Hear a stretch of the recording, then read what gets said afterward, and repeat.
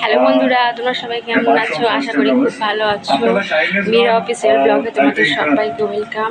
তো এখন 3টে বাজে, আমি আমার মেয়েকে এখন টিউশনে রাখতে যাব। তো চলো টিউশনে ওখানে, তারপরে তোমার সাথে কথা বলছি, আসছি। তো আমি মেন রোডে চলে এসেছি, আর এখানে আমি টোটোর জন্য দাঁড়িয়ে আছি। টোটো আসলে এটা চলে যাবো। তো একটু সামনেই তো, আগে বেশি দূর নেই। এই তো চলে আসলাম মেয়ে টিউশনের কাছে। এটা হলো আমার মেয়ে, দুষ্টু খুব। দেখো এখন দৌড়াবে, দেখছো? শুনে গেলো দৌড়াবে দৌড়তে। তো চলো ওকে টিউশনে রেখে আমি আমার মায়ের বাড়ি যাবো।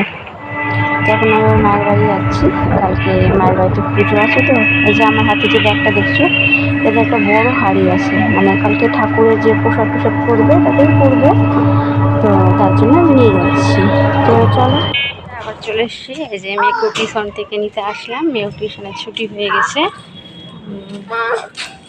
উঠো উঠো, আসো, এসো, চলে এসো, এদিকে এসো। ছিপ ফেলে দাও, নোংরা। এদিকে এসো। এই যে এটা আমার মেয়ে, সবাই একটু হাই করে দাও বাবা। হাই, হাই করে দাও। তো চলো বাড়িতে আবার কথা হবে। চলে আসলাম মেয়েকে টিউশন থেকে নিয়ে এসে। এখন সন্ধ্যে দেওয়ার পর রাতে খাবার তৈরি করব। তো টিউশনটা যাই ওইখানে।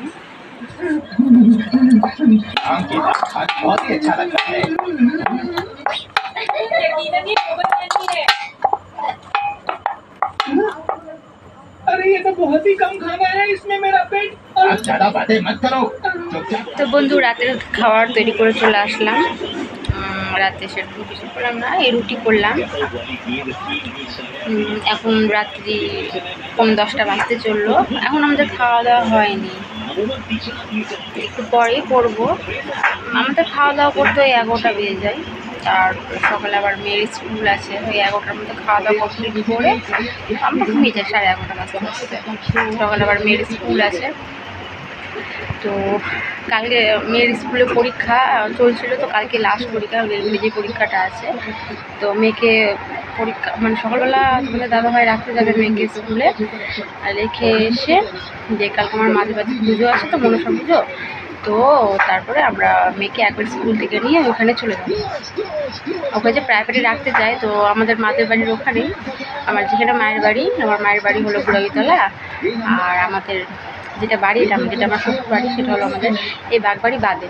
তো বুড়াবিতলা ওখানে প্রাইভেট রাখতে যাই, তো কাছাকাছি। তো 2 ঘন্টা আমি মায়ের বাড়িতেই বসে কাটিয়ে দিই। দিয়ে তারপরে সন্ধে হলে তারপরে মেয়েকে আবার নিয়ে চলে আসি ওখান থেকে। ওই আবার যাবো আবার আসবো, তার থেকে 2 ঘন্টা করে বসেই যাই মায়ের কাছে, মার সাথে গল্প হয়ে যায়। তো আর কি বলবো বন্ধুরা, এটাই। তো চলো আবার আজকের মতন এইটুকুই। সবাই ভালো থেকো, সুস্থ থাকো, কালকে আবার দেখা হচ্ছে। গুড নাইট, শুভরাত্রি।